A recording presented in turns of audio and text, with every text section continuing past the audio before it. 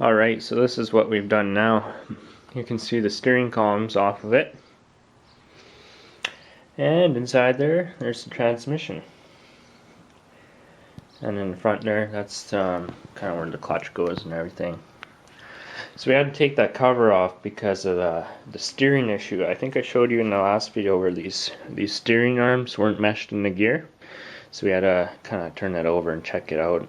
And it's a good thing we did because the oil in there was pretty bad and gummed up just from being in there for so many years. Here, let me grab a flashlight and we'll have a look inside there so you guys can get a better view.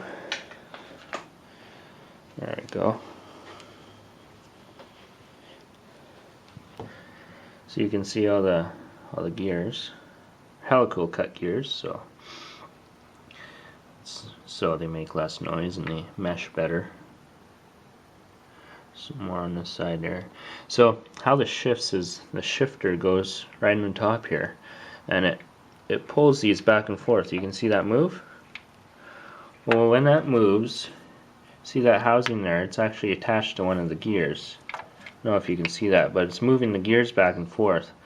And when these top gears move back and forth, they mesh with some more gears in the bottom. There's more gears in the bottom, and that's what actually changes the gears in this tractor. This is a 4-speed tractor, so it's got 4 different combinations plus a reverse that it can go into. So that's kind of neat. And everything in the back's all together. Got the dipstick back in there.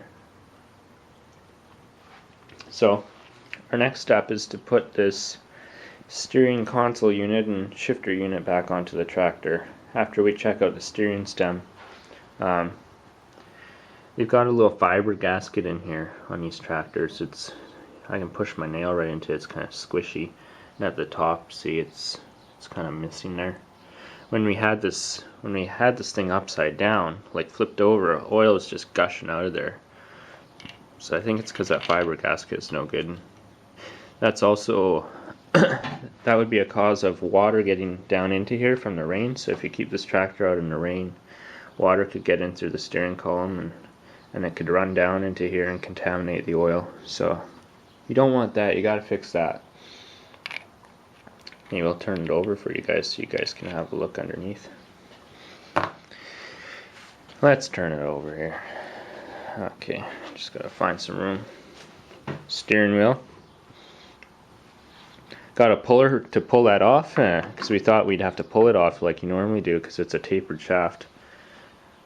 See a tapered shaft, but we turned the steering column over and it kind of just fell off, so we got a little lucky there. Okay, let's see here. See if we can have a look underneath here.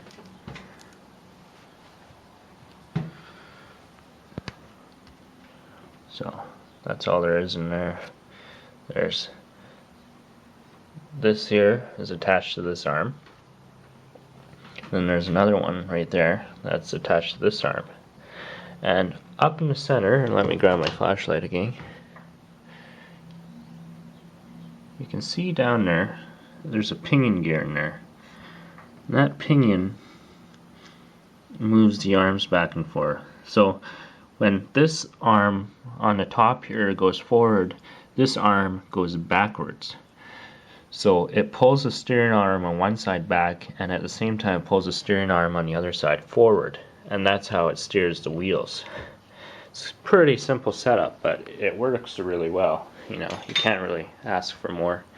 It's all manual steering on this tractor, no hydraulic assist, so that's just the way she works. And you can see here's the steering shifter. So right now, obviously, there's nothing to hold it in the right spot, so it can just flop around everywhere. Actually, when it goes through these little guards here, that's reverse, and all these are the forward gears here. So pretty cool. So that's how that's going. So the engine's supposed to be here, I guess. Oh, I don't know. Probably sometime next week, hopefully. That'd be nice. So we'll stick this steering shaft back on and the steering cover and everything. Put that back together, and then we just have to bolt the engine up to the front. So that's where we are now. Yeah, old 1948 Ferguson tractor. Pretty fun. Just do a little walk around here.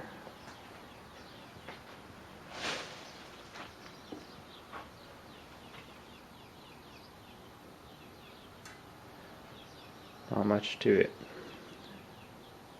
That PTO in the back with the spring and the lift arms, that's known as the Ferguson system. I think it's kind of what made Ferguson a little famous, is his 3-point hitch system. So some newer tractors, even the Fords and the Massey Fergusons, had the Ferguson system on them. So that's what that is there. The drawbar hooked up.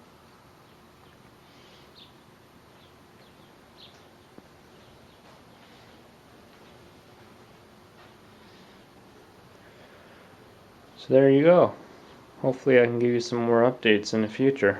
We'll see.